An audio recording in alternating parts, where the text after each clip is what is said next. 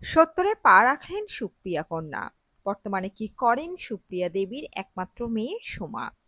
বিস্তারিত থাকছে এই ভিডিওতে। বন্ধুরা, চ্যানেলে নতুন হলে চ্যানেলটি সাবস্ক্রাইব করে রাখতে পারেন ও ভিডিওটি শেয়ার করতে পারেন। বাংলা চলচ্চিত্র জগতের কিংবদন্তি অভিনেত্রীদের মধ্যে অন্যতম একজন ছিলেন সুপ্রিয়া দেবী। সাদাকালো ছবির যুগে দাপিয়ে অভিনয় করেছেন এই অভিনেত্রী।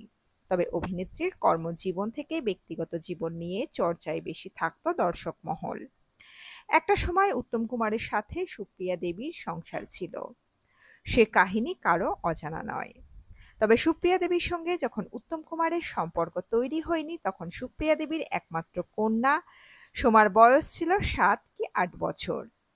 সম্প্রতি গেল সুপ্রিয়া দেবীর একমাত্র কন্যার শুভ জন্মদিন। এত বছর পর মায়ের জন্মদিন ধুমধামভাবে পালন করলেন সোমার অভিনেতা পুত্র শন ব্যানার্জি। আপনারা অনেকেই নিশ্চয়ই জানেন, শন ব্যানার্জি হলেন অভিনেত্রী সুপ্রিয়া দেবীর নাতি। তিনিও পেশায় একজন অভিনেতা। তবে জানেন কি সুপ্রিয়া দেবীর কন্যা সোমা বর্তমানে কি করছেন, তার ছোটবেলার জীবনটাই বা কেমন ছিল? অল্প বয়সে হঠাৎই মহানায়কের সঙ্গে মায়ের বিশেষ সম্পর্কের কথা জানতে পেরেছিলেন তিনি। সেই ছোট বয়সে কোনো ধরনের প্রতিক্রিয়া দিতে পারেননি সোমা। ছোটবেলায় নৈনিতালের বোর্ডিং স্কুলে পড়তেন। উত্তম কুমারকে বাবি বলে ডাকতেন তিনি।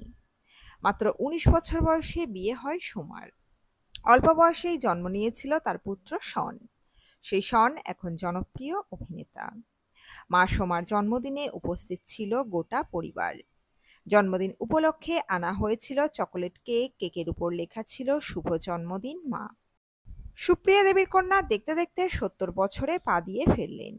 দুই ভাই, বৌমা, নাতি নাতনিদের নিয়ে জমজমাট জন্মদিন পালন হলো। বর্তমানে সংসার নিয়ে ব্যস্ত অভিনেতার মা। নাতি নাতনিদের নিয়েই তার সংসার কাটছে। সোশ্যাল মিডিয়ায় প্রকাশ্যে তিনি আসেন না বললেই চলে। নিজের সাধারণ জীবন নিয়েই ব্যস্ত তিনি। তিনি মূলত তার মায়ের সাথে সম্পর্কিত বিভিন্ন অনুষ্ঠানে অংশ নিতেন। এখন সেই অনুষ্ঠানের সংখ্যাও কমেছে। তো বন্ধুরা, এই পর্বে ছিল এতটুকুই। দ্রুত ফিরে আসবো এরকমই নতুন কোনো পর্ব নিয়ে। অজানা গল্প চ্যানেলের সঙ্গে থাকার জন্য সকল দর্শক বন্ধুকে অসংখ্য ধন্যবাদ। দেখতে থাকুন, চোখ রাখুন আমাদের অজানা গল্প চ্যানেলে।